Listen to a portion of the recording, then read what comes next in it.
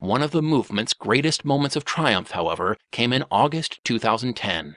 After many years of activism, negotiations, and preparation, Omar Ibrahim Video managed to win support from the government of the Malaysian state of Kelantan, which adopted the gold dinar as the official state currency, alongside the Malaysian ringgit.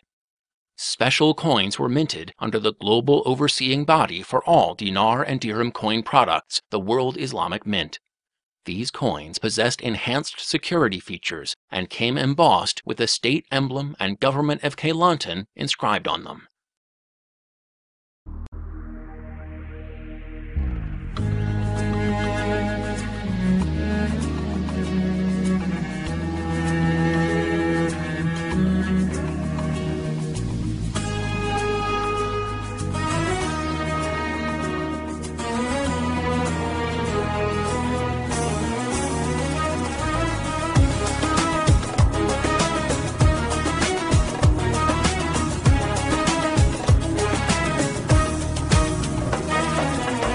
We're here on this special day, our hearts are full of pleasure, a day that brings the two of you close together. We're gathered here to celebrate a moment you'll always treasure. We ask Allah to make your love last forever. Let's raise our hands and make dua like the Prophet taught us, and with one voice let's all say, say, say, Barakallahu lakuma wa baraka alaykuma wa jama'a baynakuma fi khair. Barakallahu lakuma wa baraka alaykuma wa jama'a baynakuma fi khair. In its launching ceremony, for the first time after many decades, zakat was again distributed by a Muslim government in Sharia currency, and state employees were given the option to receive a percentage of their salaries in the gold dinar. Let's raise our hands and make dua like the Prophet taught us, and with one voice let's all say, say, say, Barakallahu lakuma wa baraka alaykuma wa jama'a baynakuma fi khair. Barakallahu lakuma wa baraka alaykuma wa jama'a baynakuma fi khair. Barakallahu lakuma wa baraka alaykuma wa jama'a baynakuma fi khair. Barakallahu lakuma wa baraka alaykuma. The event was covered by leading financial news networks around the world, and the Wall Street Journal wrote, "If there's a utopia being formed for the globe's gold bugs, it's happening in a few unexpected outposts in the Muslim world like Kelantan." Ladies and gentlemen, we are in a great occasion, in an historical moment when the dinar and the dirham of Islam, known as the Sharia currency, is going to again be used in Muslim lands. From the beginning of Islam until the end of the Caliphate, the currency of Islam consisted of gold and silver coins, known to us as the dinar and the dirham. Their weight is known, and the standards are established by Omar ibn al-Khattab. That is the weight of the mithqal for the dinar, and the weight of 7/10 of the mithqal for the dirham. Because Allah subhanahu wa ta'ala mentions the dinar and He mentions the dirham in Quran, our ulama have known these two coins as the Sharia currency. 1,000 shops today accept dinar and dirham in the city of Kota Baru.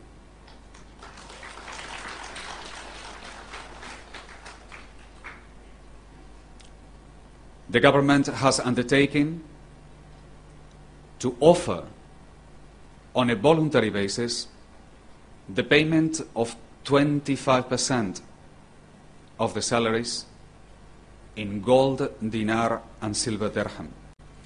And the most important of all, the matter for which this day will pass to history is because zakat will be paid once again with the gold dinar.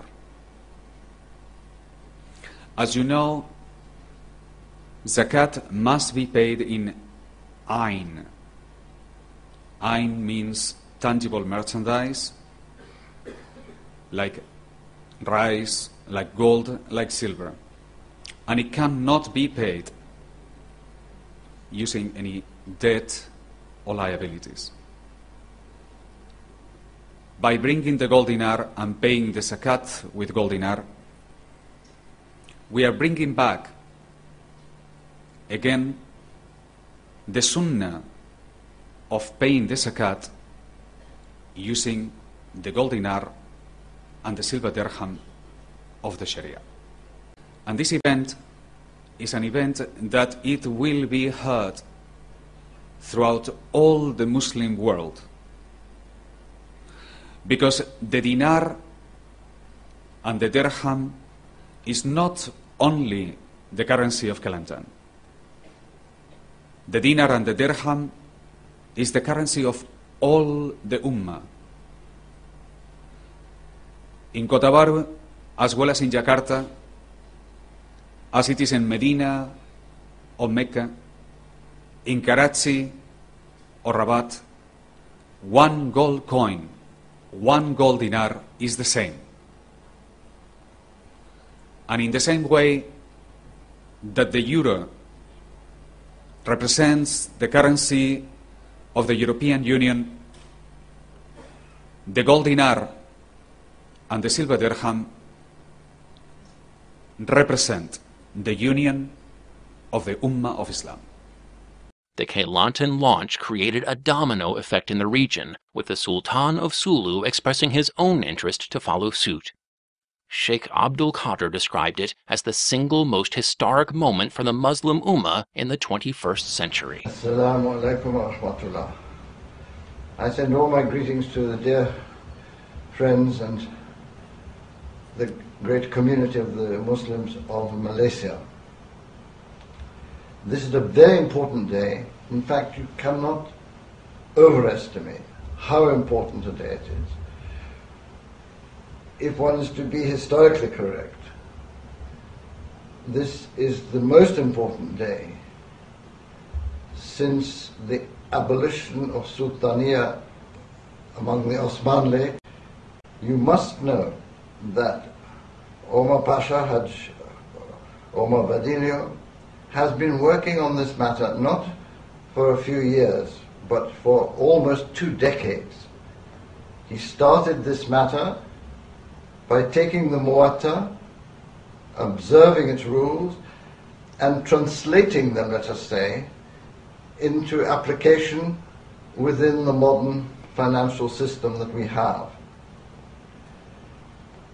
It was this tremendous work which he has pursued in deep consultation with fuqaha, learned fuqaha, until the point where he arrived at the understanding that the strictures on usury apply to the whole banking system mutatis mutandis. And this took him to the recognition of the necessity to revive the golden dinar and the silver dirham, which are the necessaries for the collection of zakat.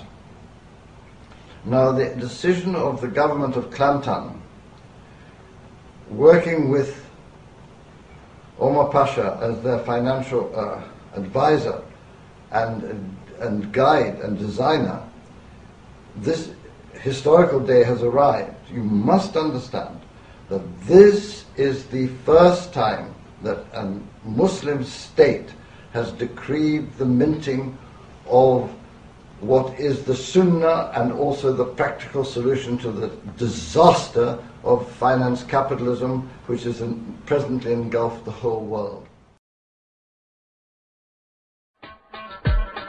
Allahu Akbar, Allah, Allah, Allahu Akbar, La ilaha illallah.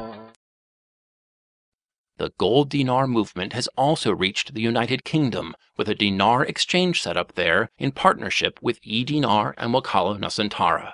Local dinar agents are currently active in Birmingham, Edinburgh, Sheffield, London, and Glasgow, and public awareness is being created by conducting road shows so people can feel and touch the dinars in their hands and also learn about them. The total value of the yearly sales of real goods everywhere in the world changes hand on the money markets every single day. There would not be enough paper to make so much money, even if all the timber on the planet was used to do it. And if the notes to make such a sum were placed one on top of the other, the pile would reach beyond the moon. This paper is only worth the paper it's printed on. You know, where it says $1 or $100, it doesn't really matter. It's just a fancy design and a figure. It doesn't mean anything. There is no person on the earth who does not now live and die in debt, whether they know it or not. If the Muslims do not move over to gold and silver, they're going to go down with the ship. I was at a Financial Times conference on Islamic finance last November, and they had very eloquent speakers. They had one of the main speakers from the UBS, which is one of the main banks in Geneva. He said, look, let's face it, Islamic banking is just a veneer. He said, beneath all this publicity, it's based on a raft of financial instruments which are not Sharia compliant, i.e. they're haram. And those in turn are based on another raft of financial instruments which are not Sharia compliant. But there's nothing we can do about it, I hear people say. We have no other alternative. That is no longer true. We do have a choice.